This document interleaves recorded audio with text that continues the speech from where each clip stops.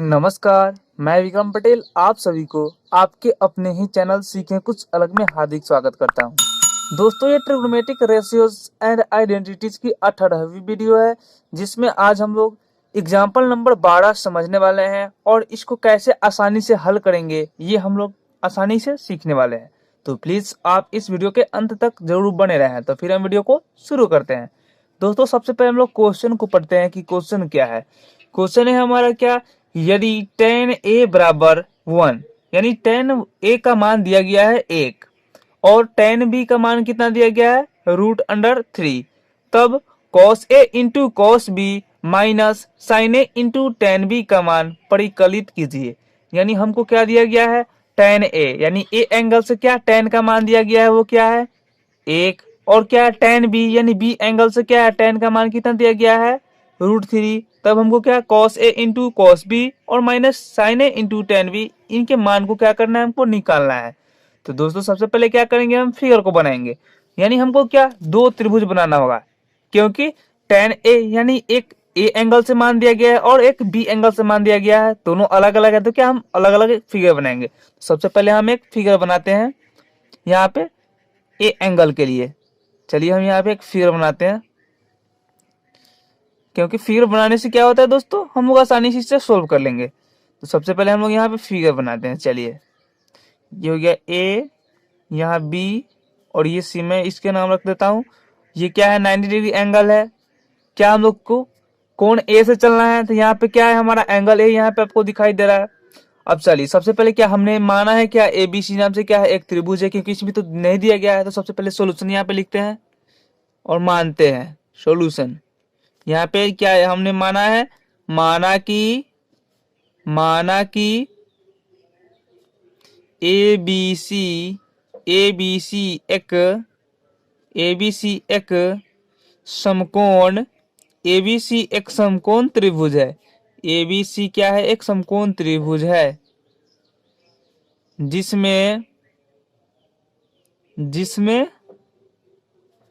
कोण बी समकोण है, जिसमें कोण भी क्या है समकोण है।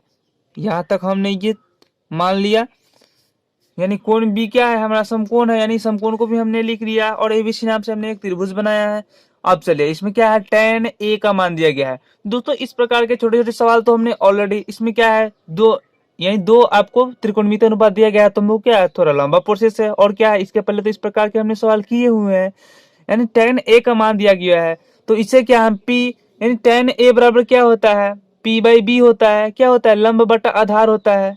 तो इसकी मदद से हम क्या p और b निकाल लेंगे। उसके बाद में क्या पाइथागोरस प्रमेय की मदद से हम h निकाल लेंगे।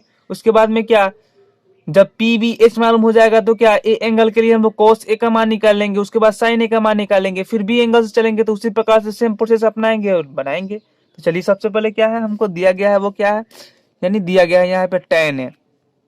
यहाँ पे लिख लेते हैं tan a बराबर 1। ये क्या हमको दिया गया है प्रश्न में, tan a बराबर 1 दिया गया है। tan a बराबर 1 दिया गया था, क्या tan a बराबर क्या होता है। तो दोस्तों, इन सभी का मान याद करने के लिए मैंने बताया था क्या होता है लाल बटा कक्का, LAL लाल बटा KKA लाल बटा कक्का, यानी L से लंब, A से आधार, K से कर्ण।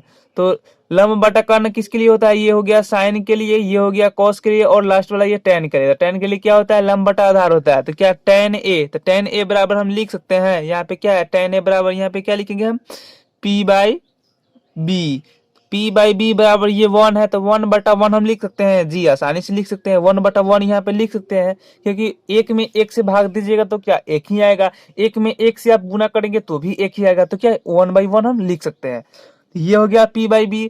अब चलिए, इस एंगल से जब हम चलेंगे तो p कौन सा होगा, क्या हम लोग को क्या हम लोग tan a एंगल ए से चल रहे हैं, तो यहाँ पे आप देख सकते हैं क्या ए एंगल से चलेंगे तो इस जिस एंगल से हम चलते हैं उसके सामने की भुजा क्या कहते हैं लंब कहते हैं, लंब कहते हैं, ये पी हो जाएगा। और कर्ण के सामने की भुजा को क्या कहते हैं, सॉरी क्या बोलते हैं 90 डिग्री के सामने की भुजा को क्या कहते हैं कर्ण कहते हैं, तो ये ऐसे ही हमारा कर्ण हो जाएगा। और तीसरा जो एंगल बच जाता है उसके सामने की भुजा क्या होगी आधार होगी। तो सबसे पहले क्या है पी, जिस एंगल से हम चल रहे हैं, तो यहाँ पे क्या है इस एंगल से चल रहे हैं, इसके सामने की भुजा कौन सी है BC है, तो क्या हम इसे लिख सकते हैं यहाँ पे P बराबर यहाँ लिख सकते हैं BC बटा, और B क्या है हमारा, तो क्या तीसरी कोण के सामने की भुजा AB है, तो हम यहाँ पे लिख सकते हैं AB, यानी BC बटा AB बराबर 1/1 लिख सकते हैं। जब BC और AB बटा इतना आ गया तो क्या इसको हम लिख सकते हैं, इसलिए BC बराबर लिख सकते हैं 1 यूनिट, BC बराबर लिख सकते हैं 1 यूनिट, और AB बराबर लिख सकते हैं 1 यूनिट, 1 यूनिट आया यानी इकाई।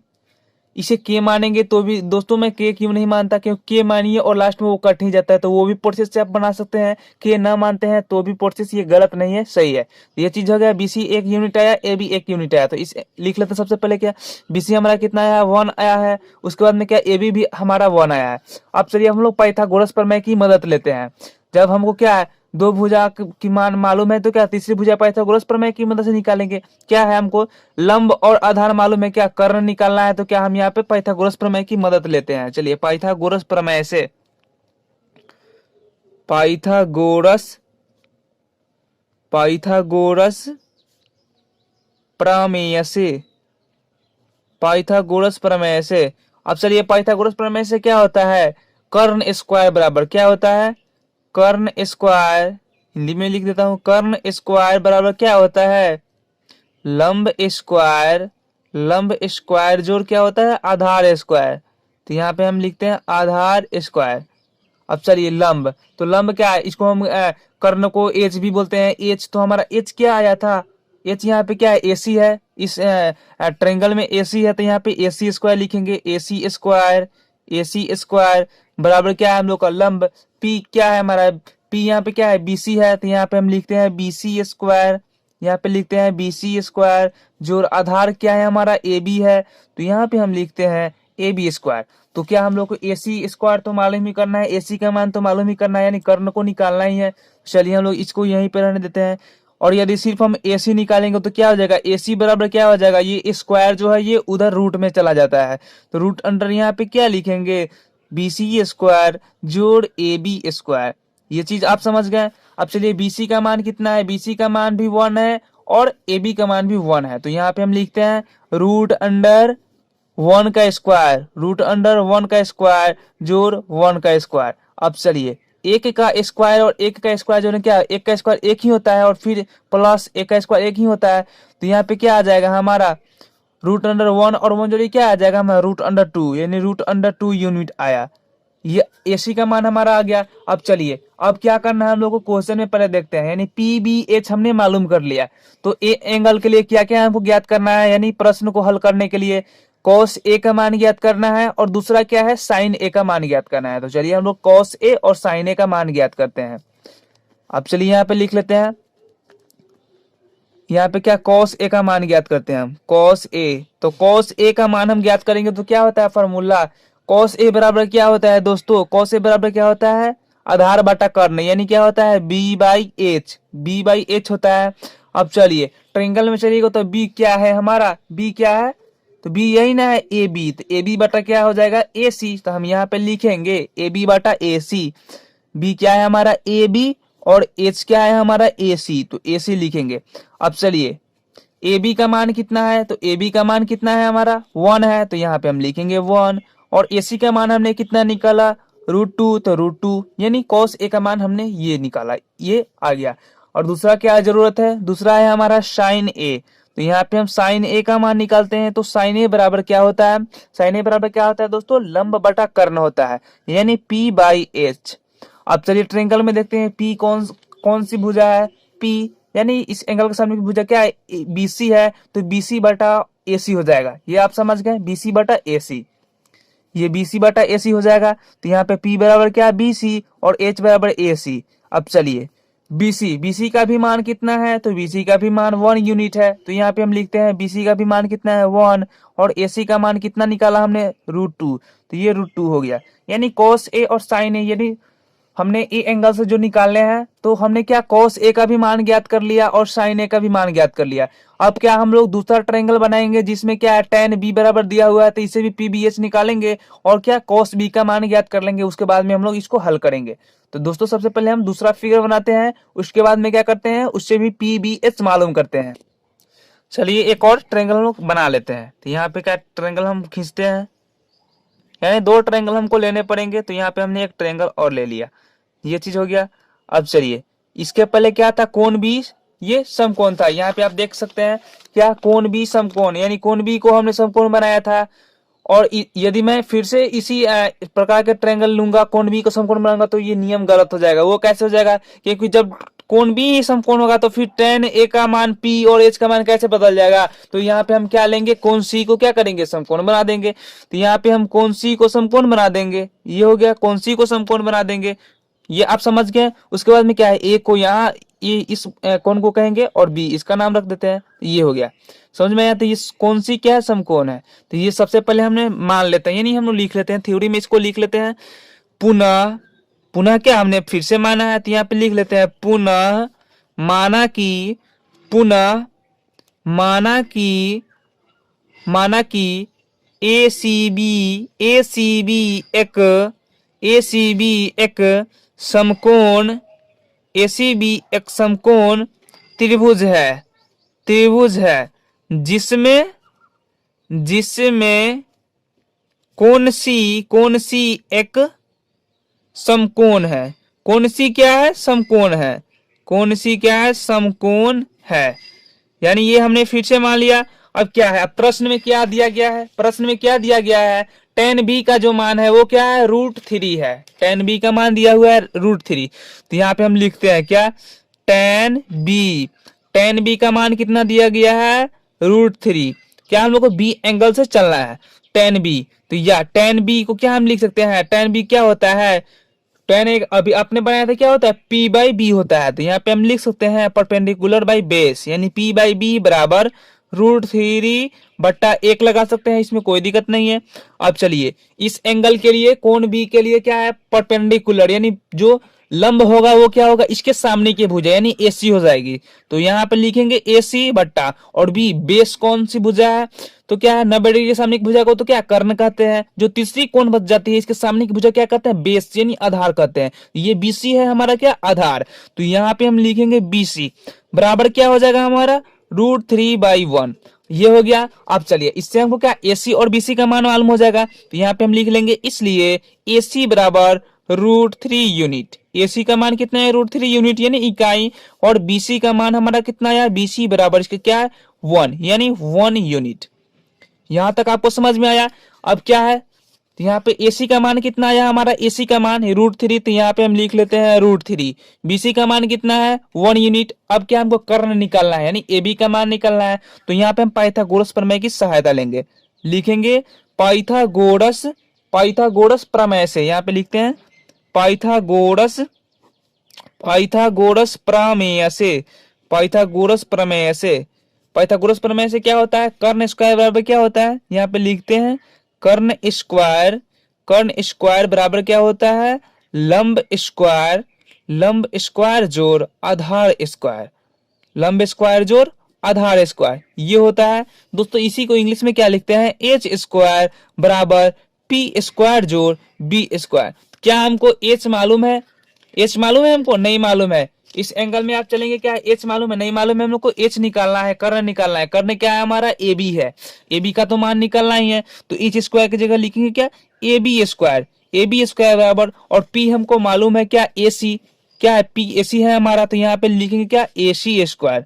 यहाँ पे लिखेंगे AC² जोड़, और बेस क्या है हमारा, BC है। तो यहाँ पे हम लिखेंगे BC²। और यदि हम सिर्फ AB का मान निकालेंगे तो ये जो स्क्वायर है वो रूट में चला जाएगा राइट साइड में। यहाँ पे लिखेंगे क्या, AC² जोड़ BC²। यहाँ तक आपको समझ में आया। उसके बाद में सिर्फ हम AB का मान निकालते हैं। चलिए पुट करते हैं, रूट अंडर ये हो जाएगा, AC का मान कितना है हमारा, तो AC का मान कितना है, यहाँ पे आप देख सकते हैं क्या, √3 है। तो यहाँ पे हम लिखेंगे √3 का स्क्वायर प्लस क्या है, BC का मान कितना है, 1 है। तो यहाँ पे 1 का स्क्वायर लिखेंगे। अब इसको हम सोल्व करते हैं।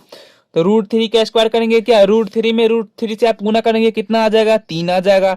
और प्लस 1 का स्क्वायर क्या होता है, 1 हो जाएगा बराबर। चलिए तो ये 3 और 1 कितना हो जाएगा, 4 हो जाएगा। और √4 बराबर क्या होगा, 2 यूनिट। यानी AB का मान हमारा कितना है, यहाँ पे लिख दीजिए AB, यहाँ पे लिख देते हैं AB।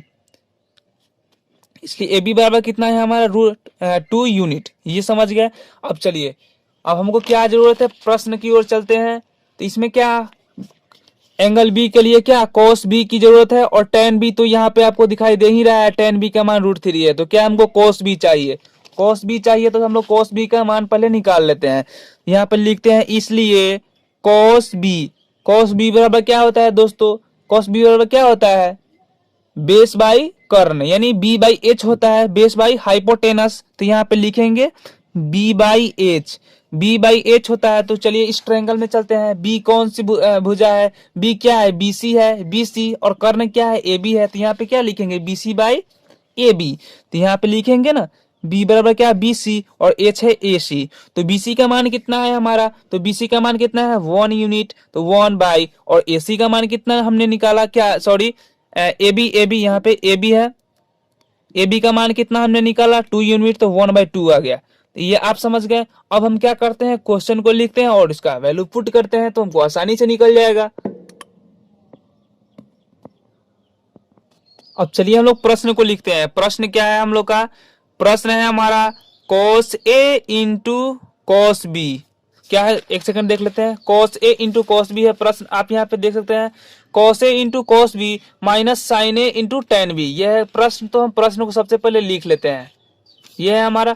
तो cos A into cos B, cos A into cos B minus क्या है हमारा sin A into tan B, यह है हमारा प्रश्न।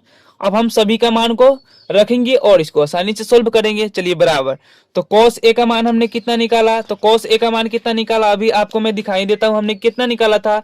cos A का मान 1/√2 है, और sin A का भी मान उतना ही आया था 1/√2। तो यहाँ पे हम लोग पुट करेंगे, तो cos A का मान कितना है 1/√2, और ये पॉइंट यानी गुना का ये हो गया, गुना है यहाँ पे करना। और उसके बाद में क्या, cos B, तो cos B का मान हमने कितना निकाला, तो cos B का मान हमने कितना निकाला है 1/√2, सॉरी 1/2 है, 1/2। तो 1/2 यहाँ पे लिखेंगे हम 1/2 माइनस sin A का भी मान cos A के बराबर ही आया था, तो यहाँ पे लिखेंगे माइनस 1/√2 गुना, और tan B का मान तो हमको क्वेश्चन में दिया ही गया है, वो क्या है √3 है। तो यहाँ पे लिखेंगे √3। ये चीज आप समझ गए। अब हमको क्या करना है, इसको गुना भाग गुना कर देना है और घटाना है, तो यही काम हम लोग कर लेते हैं। अब क्या है यहाँ पे, चलिए कटने वाला है, कोई किसी से नहीं कटने वाला है, तो क्या ऊपर का ऊपर गुना, नीचे का नीचे गुना करेंगे। तो 1 में 1 से गुना करेंगे तो 1 आ जाएगा, और √2 में 2 से गुना करेंगे कितना आ जाएगा 2√2। यदि दोनों रूट में रहता तब क्या 4 आ जाता, तो उसका वर्गमूल 2 आ जाता।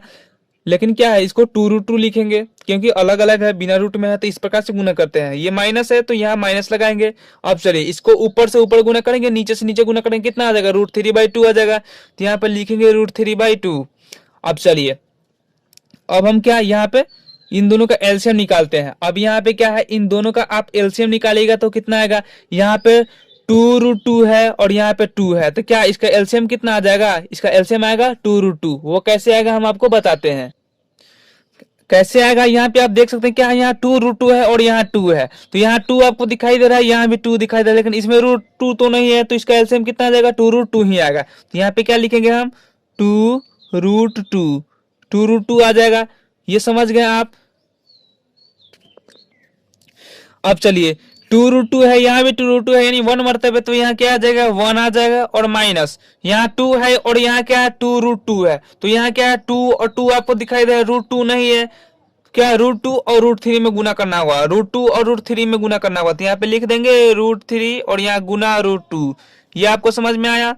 इसके बाद में क्या है, यहाँ पे लिखेंगे 1 माइनस √3 में √2 से गुना करेंगे, कितना आएगा 3, 2 3 जा कितना होता है 6 होता है, तो यहाँ पे लिखेंगे √6/2√2। ये समझ में आया। उसके बाद में क्या है 1 माइनस √6 है, तो इसको इस प्रकार से लिख सकते हैं, √6 है तो क्या इसको 2 प्लस नहीं, इसको √6 ही रहने देंगे। ये आपका आ जाएगा यहाँ पर 2√2। ये हमारा क्या आया, ये हमारा फाइनल आंसर है।